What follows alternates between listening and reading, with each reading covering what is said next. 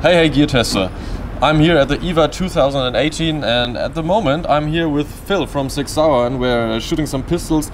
Phil, what are your basic tips when I want to start with pistols and shooting them as a sports or whatever? Well, the first advice I give people when they learn how to shoot a pistol is to learn how to pull the trigger correctly. Obviously, learning the grip and the stance, those are mechanical functions that one has to learn. Yeah. Getting as much of your hands as possible on the gun, locking your wrists, gripping tight, those kind of things. Those are mechanical. Those are mechanical functions that you should learn before you start to shoot. Mm. Is it necessary to learn those before you shoot accurately? No, I can hold the gun poorly and still shoot accurately. But if you want to be a well-rounded person who can shoot accurately and get hits on target a little bit faster, the grip is very important. So the key to be good shooter is to train the, I call it muscle memory. Yeah. So always have a good grip on it. Right. Stay focused. So getting a good grip is literally as simple as that gun's unloaded. It's good to go. Is it? Yeah, is right. Unloaded. Okay. Yeah. Just like to show because viewers want to know it's. It's good. So the first thing to know is establishing a proper grip is actually not difficult. I mean, it's just a matter of setting your hands up the way they need to be set up. The real hard part is, like you said, the muscle memory part, where I can do this, but if I've been doing it wrong for a long time, like drawing the gun, I have a tendency to revert back to my old grip. So yeah, the dry firing of getting the gun out of the holster and getting that perfect grip, or putting a new magazine in and getting that perfect grip, that is a muscle memory type of thing. But there is something as far as when you're learning how to pull the trigger, that is more of a muscle training thing, where you're actually trying to teach yourself to disengage the rest of your hand from your trigger finger. You really want your trigger finger to be the only thing moving. Typically, you'll hear a lot of people who are right-handed, or they'll say that they're shooting typically to the left, or sometimes low left, right? That's just a condition of them moving the gun before it actually goes off, and a lot of that has to do with the fact that it's very difficult to move just your trigger finger without your other fingers wanting to follow. It's just basically a muscular sympathetic movement. It's normal. Okay. And another thing is the recoil. So we tell people to look at a tiny little front sight and line it up in the rear, or a red dot, and hold it on target, and then all of a sudden the gun goes off and it explodes in your face, and it feels unnatural. And typically when you're holding onto something that's jumping around, you have a tendency to tighten your hand up during the recoil. Yeah, it's kind of all natural. Right, it's what your body wants to do. So you have to train your body not to do that. And the easiest way to do that is to literally dry fire. I mean, always pull the trigger, dry firing as much as you can. This is a 226 RX.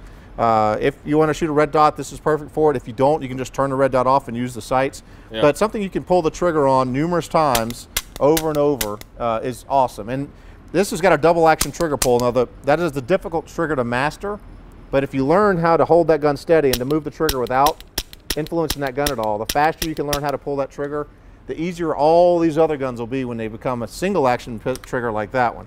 Then it's very, very simple. It's a very light trigger pull, and it's not as easy to pull the gun off target. But if you really want to learn to be a really good pistol shooter, or any shooter really, is you've got to learn how to discipline yourself to hold the sights on target and just keep them there, and then move the trigger to the rear any way you have to keep the sights from moving off. Now, I didn't say smooth and slow, because that's not always going to work. If I pull the trigger smooth and slow and then tense up on the last second, same problem. Right, you're going to have the same problem. So you can still pull it. People say you should never jerk the trigger. Well, that's actually not true. I can jerk the trigger and still be pretty accurate, but what I'm not doing is I'm not moving the sights around when I jerk it. It's just a matter of teaching your finger to move really fast without influencing the gun, and it's just something you have to pull the triggers a lot to do. And you don't have to go out in the range and shoot, because if you go out in the range and you shoot 1,000 times, 1,000 rounds of live fire practice, and you're doing it wrong, you just reinforce that bad habit 1,000 times. That's not good. That's never good. Never good. So the best thing is to scratch and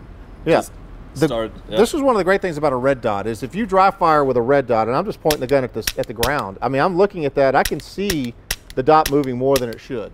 So I'm seeing the mistakes as I'm making them. Now with iron sights, you don't see them as much, but with a red dot, it literally shows you everything you're doing wrong, and it kind of shows you how to properly pull that trigger. Yeah.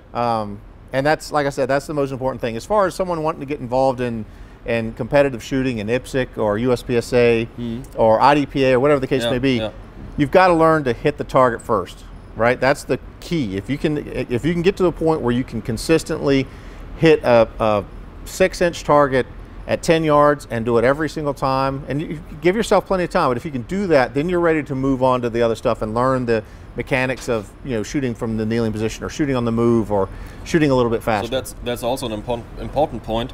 Train the basics and then move on step by step. Right. Don't try too much too early, because you get disappointed and it's not really good for your process in learning shooting pistols or other guns. Right. Even the best shooters in the world didn't start off that way. Eric Graffel. No one does. Eric Graffel sucked at one point. You know, I mean, it's hard to say. It's hard to believe he ever sucked at anything, but he did. I sucked when I first started. Everyone's not good their first time out, but if you practice the correct way, instead of just throwing a lot of rounds at the problem like a lot of shooters do, then you'll find yourself improving. I can't tell you how many shooters I know who they're so confused as to why they're not getting better, because they say they'll tell you, I shoot 1,000 rounds a week. Why am I not getting better? Well, you're not getting better because you're doing the wrong thing 1,000 times every week. So, you know, don't be afraid to break out of your comfort zone. Take some advice from someone who's been there and dry fire a lot, because it shows you everything. So in conclusion, you say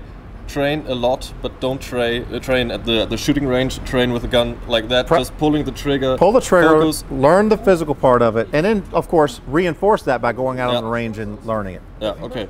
Cool. Phil, thanks a lot. Pleasure.